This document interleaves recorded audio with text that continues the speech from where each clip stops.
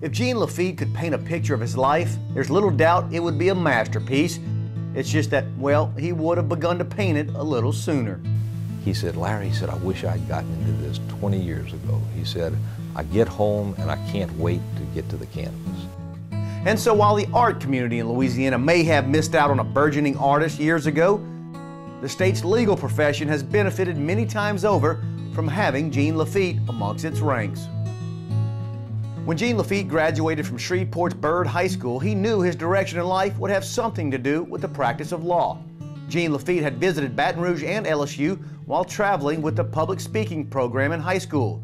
So when it came time to choose a college, he knew exactly where he wanted to go. The LSU is a wonderful law school.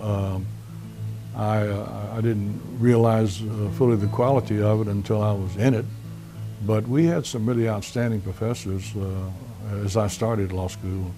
They really prepared us for passing the bar in Louisiana and for the practice of law. And although he was one of the youngest in his class, he excelled, and at age 21, Gene Lafitte graduated from the LSU Law School.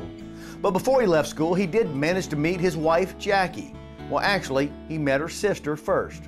I had her sister as a date, and Jackie had a date with Bob Pettit, the LSU basketball player that evening, and I remember being introduced to her at that time. He was a senior in law school, and I was a sophomore in undergrad, which gets rid of the rumor he loves to tell that I'm 5 years older than he is, which is not so.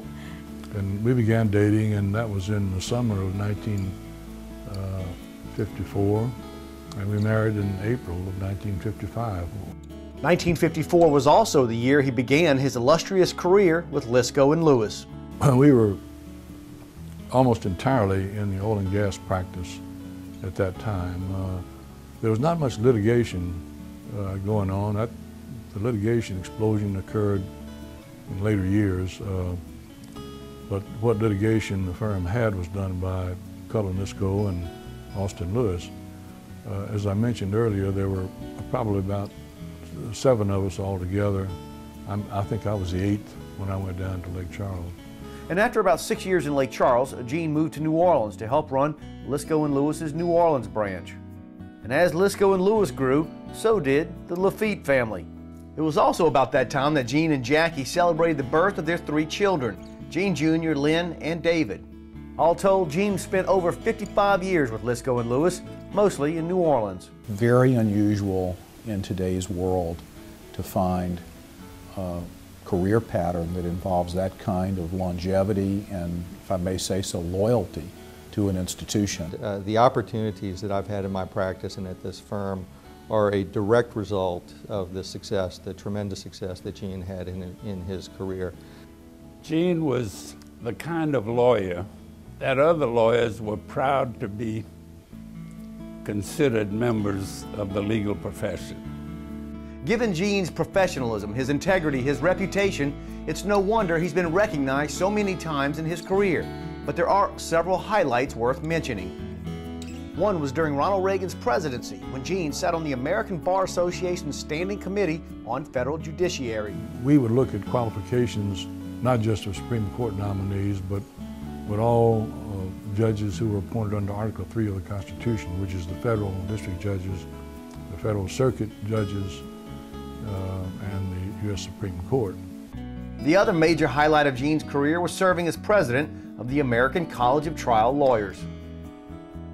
You know, we in the firm take a lot of pride in the fact that we had two of our members who were elected to be president of that group, and of course Gene actually fulfilled the role.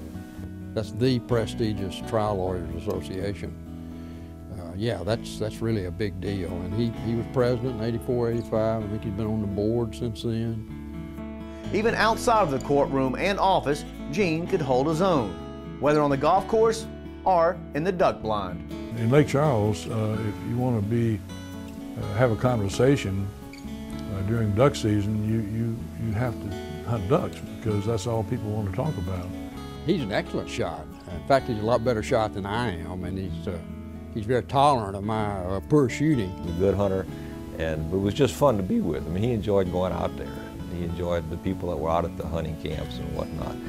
There is actually one thing about Gene that I'm very curious to know. I know that he used to play golf with Justice Byron White, but what I never have gotten an answer to is whether when he played with Justice White, he played what we call customer golf, or whether he competed hole by hole with Justice White, who was a very, very fierce competitor. I'd like to know the answer to that question.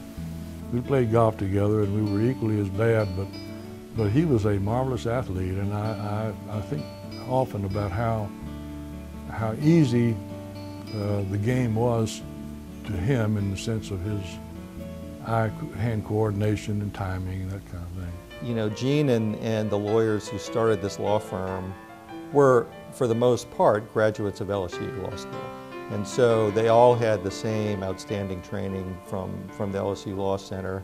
And again, that is of a piece with Gene's pride in LSU and his pride in this law firm. So it's particularly nice for those reasons that he's winning this award. When I was invited to become a member of the selection committee, his name came to me very readily, and I nominated him, and fortunately the balance of the committee agreed with that. We had a lot of nominations to consider, but the committee chose Gene Lafitte as the recipient of this award for this year. Not only is he deserving of the award, I think giving him the award actually honors the award itself.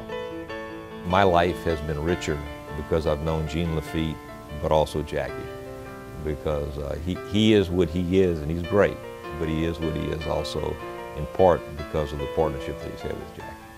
And he's always loved the LSU Law School. I mean, he felt like it really gave him a good legal education, and he's always been very partial to it and proud that he graduated from LSU. So I think this is a great award for him. Gene Lafitte embodies everything in a professional that we try to communicate to our students here. If we could hold up someone and say, if I can paraphrase Shakespeare, say to all the world, this is a lawyer, Gene Lafitte would be certainly one of those people. Congratulations to Gene Lafitte, the 2010 recipient of the LSU Law Center's Distinguished Alumnus Award. Now there's a masterpiece anyone would be proud to hang on their wall, especially the LSU Law Center.